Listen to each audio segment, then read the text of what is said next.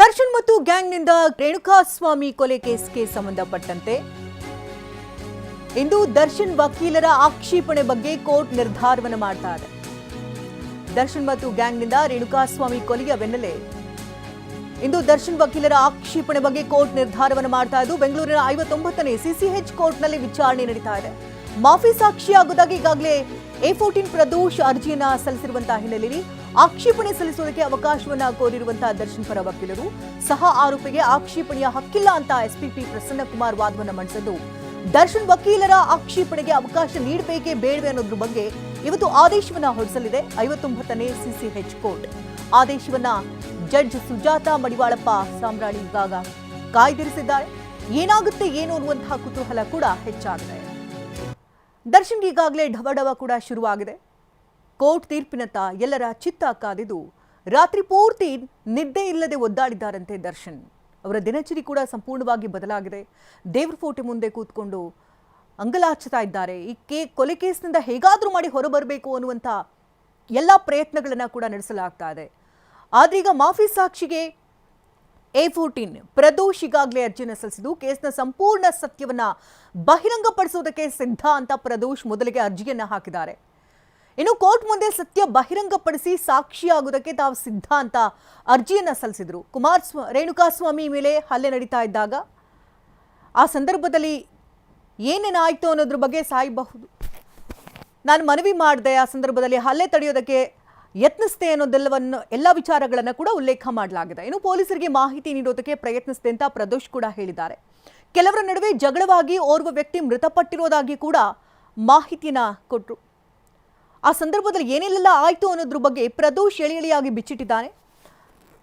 ಈ ಪ್ರಕರಣದಲ್ಲಿ ಸಹಕರಿಸುವಂತೆ ಯಾವ ರೀತಿ ಒತ್ತಾಯಿಸಿದ್ರು ಅನ್ನೋದ್ರ ಬಗ್ಗೆ ಕೂಡ ಆತ ಉಲ್ಲೇಖವನ್ನ ಮಾಡಿದ್ದಾನೆ. ಕೊಲೆ ಮುಚ್ಚಿ ಹಾಕುವುದಕ್ಕೆ ನಡೆದಂತಹ ಬೆಳವಣಿಗೆ ಬಗ್ಗೆಯೂ ಅರ್ಜಿಯಲ್ಲಿ ವಿವರವನ್ನು ನೀಡಲಾಗಿದ್ದು, ಬೇರೆ ರೀತಿಯ ಕತೆ ಹೇಳಿಸುವಂತಹ ಪ್ರಯತ್ನ ಕೂಡ ನಡೆದಿತ್ತು ಅಂತ ಹೇಳಿದ್ದಾರೆ.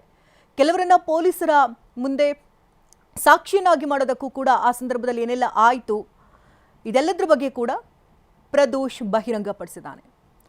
ಈ ಬಗ್ಗೆ ಇನ್ನಷ್ಟು ಡೀಟೇಲ್ಸ್ ಅನ್ನ ಪಡ್ಕೊಳ್ಳೋಣ. ದೂರವಾಣಿ ಸಂಪರ್ಕದಲ್ಲಿ ರಮೇಶ್ ಇದ್ದಾರೆ. ರಮೇಶ್, ಕೊಲೆ ಕೇಸ್ಗೆ ಸಂಬಂಧಪಟ್ಟಂತೆ ಈಗ A14 ಆರೋಪಿ ಪ್ರದೋಷ್ ತಾನು ಮಾಫಿ ಸಾಕ್ಷಿಯಾಗೋದಕ್ಕೆ ಸಿದ್ಧ ಅಂತ ಹೇಳಿ ಒಂದಷ್ಟು ಅಂಶಗಳನ್ನ ಕೂಡ ಉಲ್ಲೇಖ ಮಾಡಲಾಗಿದೆ. ಇದನ್ನ ಕೋರ್ಟ್ ಯಾವ ರೀತಿ ಪರಿಗಣಿಸುತ್ತೆ, ಕೋರ್ಟ್ ತೀರ್ಪು ಏನಾಗಿರಬಹುದು ಅನ್ನೋದ್ರ ಮೇಲೆ ಉಳಿದೆಲ್ಲ ಆರೋಪಿಗಳಿಗೂ ಕೂಡ ಡಬಡಬ ಶುರುವಾಗಿದೆ. ಈಗ ಖಂಡಿತ ಶಕುಂತಲಾ, ಇವತ್ತು ಸಂಜೆ ಒಳಗಾಗಿ ಕೋರ್ಟ್ ಒಂದು ಆದೇಶವನ್ನು ಕೊಡುತ್ತೆ. ಮಾಫಿ ಸಾಕ್ಷಿಯಾಗಿ ಪರಿಗಣಿಸಬೇಕು ಅಂತ ಹೇಳಿ A14 ಪ್ರದೋಷ್ ಅರ್ಜಿಯನ್ನ ಸಲ್ಲಿಸಿದ್ದಾನೆ. ಈ ಅರ್ಜಿಗೆ ಆಕ್ಷೇಪಣೆ ಸಲ್ಲಿಸೋದಕ್ಕೆ ನಮಗೂ ಅವಕಾಶ ಕೊಡಬೇಕು ಅಂತ ಹೇಳಿ ದರ್ಶನ್ ಪರ ವಕೀಲರು ಹೇಳಿದ್ದಾರೆ. ಅವ್ರ ವಾದ ಏನಂತಂದ್ರೆ, ಇದರಲ್ಲಿ ದರ್ಶನ್ ಬಾಧಿತ ವ್ಯಕ್ತಿ ಆಗಿರೋದ್ರಿಂದ, ಅಂದ್ರೆ ಕೋರ್ಟ್ ನೀಡುವಂತ ಆದೇಶ ದರ್ಶನ್ ಮೇಲೆ ನೇರ ಪರಿಣಾಮ ಬೀರೋದ್ರಿಂದ ಅವ್ರ ವಾದವನ್ನು ಕೂಡ ಕೇಳಬೇಕು. ಕೋರ್ಟ್ ಈ ಮಾಫಿ ಸಾಕ್ಷಿ ಅರ್ಜಿಯನ್ನ ಸ್ವೀಕರಿಸೋದಕ್ಕೆ ಮುಂಚೆ ದರ್ಶನ್ ಅವರ ವಾದವನ್ನು ಕೂಡ ಕೇಳಬೇಕು ಅಂತೇಳಿ ಮನವಿಯನ್ನ ಮಾಡಿದ್ದಾರೆ. ಆದ್ರೆ ಇದಕ್ಕೆ SPP ಆಕ್ಷೇಪವನ್ನು ಎತ್ತಿದ್ದಾರೆ. ಈ ಹಂತದಲ್ಲಿ ದರ್ಶನ್ ವಾದ ಕೇಳುವಂತ ಅವಶ್ಯಕತೆ ಇಲ್ಲ. ದರ್ಶನ್ ಪರ ವಕೀಲರ ವಾದ ಏನಿದ್ರು ಈ ಕೋರ್ಟ್ ತನ್ನ ಒಂದು ಆದೇಶವನ್ನು ನೀಡಿದ ಬಳಿಕ ಅದ್ರಲ್ಲಿ ಏನಾದ್ರೂ ಲೋಪದೋಷಗಳಿದ್ರೆ ಅವರು ಅದನ್ನ ಪ್ರಶ್ನೆ ಮಾಡಿ ಹೈಕೋರ್ಟ್ಗೆ ಹೋಗೋದಕ್ಕೆ ಮಾತ್ರ ಅವಕಾಶ ಇದೆ.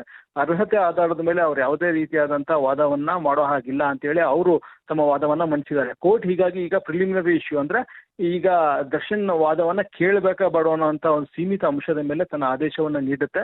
ಅದಾದ್ಮೇಲೆ ಒಂದ್ ವೇಳೆ ಏನಾದ್ರು ದರ್ಶನ್ ವಾದವನ್ನ ಕೇಳಬೇಕು ಅಂತ ಹೇಳಿ ಕೋರ್ಟ್ನವರು ಆದೇಶ ನೀಡಿದ್ರೆ ಆಗ ದರ್ಶನ್ ಪರ ವಕೀಲರ ವಾದವನ್ನ ಕೂಡ ಕೇಳಿ ಆನಂತರ ಮಾಫಿ ಸಾಕ್ಷಿಯಾಗಿ ಪರಿಗಣಿಸಬೇಕಾ ಬೇಡ ಅನ್ನೋದನ್ನ ಕೋರ್ಟ್ ತೀರ್ಮಾನ ಮಾಡುತ್ತೆ. ಒಂದ್ ವೇಳೆ ದರ್ಶನ್ ವಾದ ಅವಶ್ಯಕತೆ ಇಲ್ಲ ಅಂತ ಅನ್ಸಿದ್ರೆ ಆಗ ಕೇವಲ ಪಬ್ಲಿಕ್ ಪ್ರಾಸಿಕ್ಯೂಟರ್ ವಾದವನ್ನ ಮಾತ್ರ ಕೇಳಿ ಕೋರ್ಟ್ ತನ್ನ ಆದೇಶವನ್ನ ಕೊಡಬಹುದು, ಮಾಫಿ ಸಾಕ್ಷಿಯಾಗಿ ಪರಿಗಣಿಸಬೇಕಾ ಬೇಡ ಅಂತ. ಆ ನಂತರ ಇದನ್ನ ಪ್ರಶ್ನೆ ಮಾಡಿ ದರ್ಶನ್ ಹೈಕೋರ್ಟ್ಗೆ ಮತ್ತೆ ಆ ನಂತರ ಸುಪ್ರೀಂ ಕೋರ್ಟ್ಗೆ ಹೋಗೋದಕ್ಕೂ ಕೂಡ ಅವಕಾಶ ಇದೆ. ಹೀಗಾಗಿ ಇದು ಕಾನೂನು ಹೋರಾಟದ ಆರಂಭಿಕ ಅಂತ ಪ್ರದೋಷ್ ಹೇಳಿಕೆಯನ್ನೇನಾದ್ರು ಕೋರ್ಟ್ ಪರಿಗಣಿಸಿದ್ರೆ ಖಂಡಿತ ಅದು ಎಲ್ಲ ಆರೋಪಿಗಳಿಗೂ ಕೂಡ ಬಹಳ ದೊಡ್ಡ ಮಟ್ಟದ ಇಕ್ಕಟ್ಟನ್ನ ಸೃಷ್ಟಿ ಮಾಡುತ್ತೆ. ಯಾಕಂದ್ರೆ ಪ್ರದೋಷ್ ಸಲ್ಲಿಸಿರುವಂತ ಅರ್ಜಿಯಲ್ಲಿ ಎಲ್ಲಾ ಅಂಶಗಳನ್ನ ಎಳೆಯಾಗಿ ಬಿಚ್ಚಿಡಲಾಗಿದೆ. ಇನ್ನು ಕೋರ್ಟ್ ಮುಂದೆ ಅವರ ಹೇಳಿಕೆಯನ್ನ ದಾಖಲಿಸುವಂತ ಪ್ರಕ್ರಿಯೆ ಆಗಿಲ್ಲ. ಇದು ಕೇವಲ ಅರ್ಜಿಯಲ್ಲಿರುವಂತಹ ಅಂಶಗಳು ಮಾತ್ರ. ಹೀಗಾಗಿ ಕೋರ್ಟ್ ಮುಂದೆ ಎಲ್ಲಾ ಅಂಶಗಳನ್ನ ಆತ ರಿಪೀಟ್ ಮಾಡಿದ್ರೆ ಅದ್ರ ಬಳಿಕ ಕ್ರಾಸ್ ಎಕ್ಸಾಮಿನೇಷನ್ ಆಗುತ್ತೆ. ಅಂದ್ರೆ ಆತನನ್ನ ಪಾಟಿ ಸವಾಲಿಗೆ ಗುರಿಪಡಿಸಲಾಗುತ್ತೆ. ಅದಾದ್ಮೇಲೆ ಏನ್ ಫಲಿತಾಂಶ ಬರುತ್ತೆ ಅದ್ರ ಆಧಾರದ ಮೇಲೆ ಆರೋಪಿಗಳ ಭವಿಷ್ಯ ನಿರ್ಧಾರ ಆಗುತ್ತೆ. ಹೀಗಾಗಿ ಈ ಪ್ರದೋಷ್ ಅರ್ಜಿ ಏನಿದೆ ಅದು ಬಹಳ ಕ್ರೂಷಿಯಲ್ ಆಗಿರುತ್ತೆ. ಮತ್ತೆ ಇವತ್ತು ಕೋರ್ಟ್ ಕೊಡುವಂತ ಆದೇಶ ಕೂಡ ಅಷ್ಟೇ ಕ್ರೂಷಿಯಲ್ ಆಗಿರುತ್ತೆ. ಧನ್ಯವಾದ ರಮೇಶ್, ತಮ್ಮ ಡೀಟೇಲ್ಸ್ಗಾಗಿ.